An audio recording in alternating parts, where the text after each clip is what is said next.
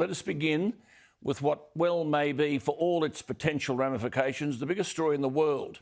But you won't be told the whole story. You will hear it here. It's undeniable that much that happens in America finds its way to Australia. We therefore have cause for concern about recent developments.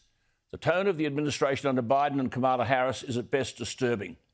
Following 11 hours of deliberation, the jury in the George Floyd murder trial found that Minneapolis police officer Derek Chauvin guilty on all counts. The case was characterised as much by what we know as what we are not told. George Floyd was found by a jury to have been murdered by Derek Chauvin, one of 4 police officers who arrived on the scene during the arrest of Floyd for passing a counterfeit $20 bill. Floyd was known to police with a long history of crime. Between 1997 and 2005, he was convicted of 8 crimes. He served 4 years in prison after accepting a plea bargain for a 2007 aggravated robbery with a deadly weapon in a home invasion.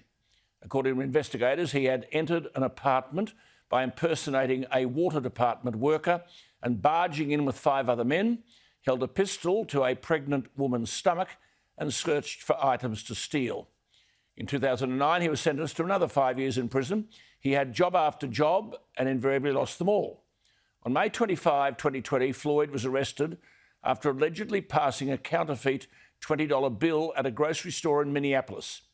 The jury found he died after a white police officer, Derek Chauvin, pressed his knee to Floyd's neck for 9 minutes and 29 seconds. During the arrest, Floyd was handcuffed and faced down on the street. Repeatedly, while pinned under Chauvin's knee, he stated that he couldn't breathe. The medical examiner's findings were that his heart stopped while being restrained and his death was a homicide. The medical examiner also found that fentanyl intoxication and recent methamphetamine use may have increased the likelihood of death. Plus, he was found to have atherosclerotic heart disease and hypertensive heart disease. A second autopsy commissioned by the family, which did not include a toxicology report, found that Floyd's death was a homicide and that Floyd had no underlying medical condition that contributed to his death. On March 12 this year, well in advance of the trial, the Minneapolis City Council approved a settlement of $27 million to the Floyd family following a quote-unquote wrongful death lawsuit. $27 million. Chauvin's defence claimed the likely cause of death was a fentanyl overdose or a combination of fentanyl, methamphetamine and underlying conditions. One such legal expert stated of Chauvin, quote, although he had him pinned under his knee and he's yelling, I can't breathe, there is an argument that Chauvin wasn't exerting pressure and Floyd's inability to breathe was due to the drugs in his system or something to that effect. Chauvin denied the charges of murder. On Tuesday American time, Chauvin was found guilty of all charges. Why in Minneapolis, where the trial was held, were shops boarded up, schools closed and thousands of National Guard troops defending the courthouse, fearing violent Antifa and Black Lives Matter protests?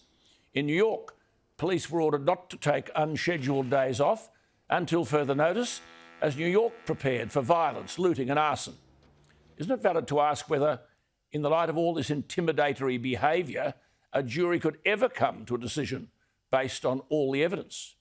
Or are we living in an America where, if the left doesn't get its way, it'll resort to violence and property destruction?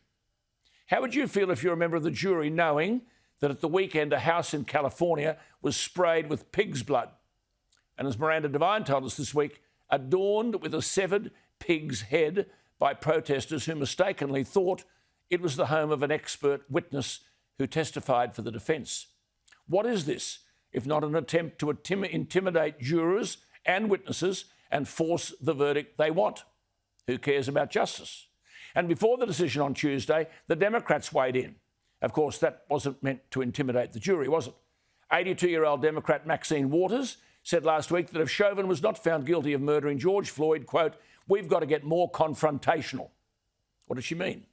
In 2018, the same woman told her supporters to harass Trump administration officials, quote, let's make sure we show up wherever we have to show up. And if you see anybody from that cabinet in a restaurant, in a department store, in a gasoline station, you get out and create a crowd. You push back on them and tell them they're not welcome anymore. Well, she's not around in Minnesota to see the rioting and the looting that she helped create. In Portland, they set fire to an Apple store. They tried to take over government buildings. If that's not a warning to the jury, what is? Then, of course, Biden himself. Before the jury reached a decision, he was praying that they came to, quote, the right verdict. The president, before the verdict is announced, saying, quote, I'm praying the verdict is the right verdict, and added in his incoherent way, which is, I think it is overwhelming in my view. And then the president rang the family of George Floyd, the man with a long police sheet who once held a gun to a pregnant woman during a robbery. No saint, but Biden is praying for the right verdict. As the Washington Examiner said, elected officials should not be weighing into an ongoing trial, especially where the wrong verdict will result in mass chaos. The Wall Street Journal called Biden's comments an outrageous interference with the outcome of justice, which prompted the judge, Peter Cahill, to say that he wished elected officials would stop referencing the case, quote, especially in a manner which is disrespectful to the rule of law.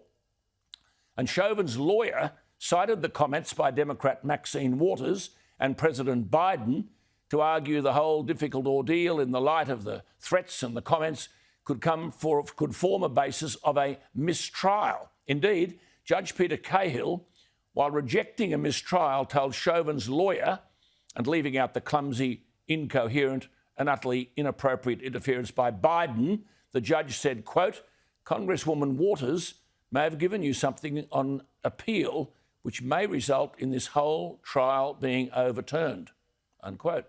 If the medical evidence is overwhelming that a policeman's actions resulted in death, then punishment must follow.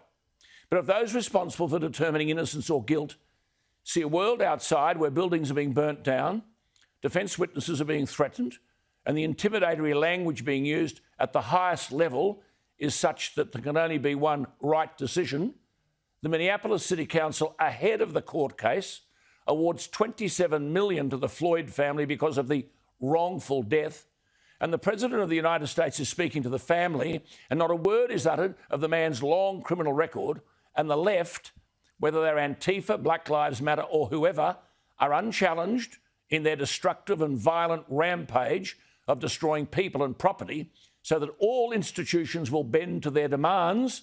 Isn't it valid to ask in these circumstances how elusive may real justice be?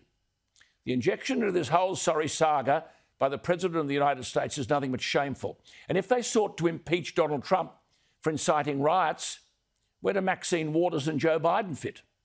We can't afford to import this stuff into Australia. What do you think? I think I know what you think. Email me, alan@skynews.com.au, or the text line 0414 000 848.